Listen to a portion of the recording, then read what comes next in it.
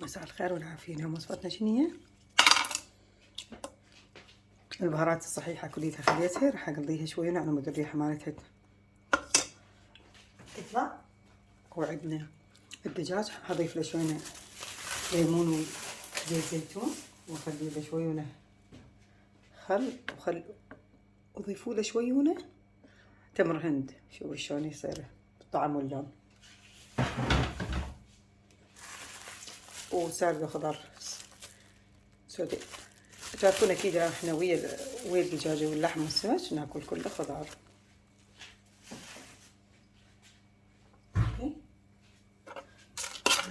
حبايبي كليتهم. بعدين اقلي الدجاج وشوف بعدين شنو راح نسوي ان شاء الله. يلا هسه كل زين وطلعنا الريحة مالتهم. اضيف دجاج هسه واخليه بالمي مالته يصير بدون ما اقلبه، وارجع له فترة ربع ساعة نص ساعة. اوكي خليكم معي يا حبايبي. وهسه وصلت هاي المرحلة. الدجاج اقدر اشويه بعد بالفرن، او اقدر اكمله بهذا القدر عادي، بس انا احب اعطيها لون اكثر. اضيف لها دبس رمان،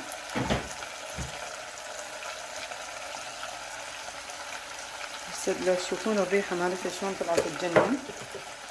وفي تشوفون خليتها في الماء خليتها وقليتها ويا شنو، ويا الهيل ويا ورق الغار ويا الدارسين، يعني اخذ الطعم مالت البهارات تجنن. وهسه يا اما اشوف اكمل، وطبعا راس البصل محمس وياها صار يجنن. اقدر هسه اخذ هذا الخضار وياها وتصير تجنن، واقدر هماتين ورا ما هاي استوت وصارت على النص اكمل الشوى مالتها بالفرن، واخلي من هذا الماي مالت الصوص على الخضار، او اسويه شلون اسويه على البخار يصير هنا، اخليه ويصير يجنن. خليكم معي حبايبي. هسه اضيف لهم البهارات اللي انتو حابين، بابريكا، على شوية كركم، على الفلفل الاسود. شوفوا الدجاج شلون صار ما شاء الله، بس ما داري يدي ينقلب.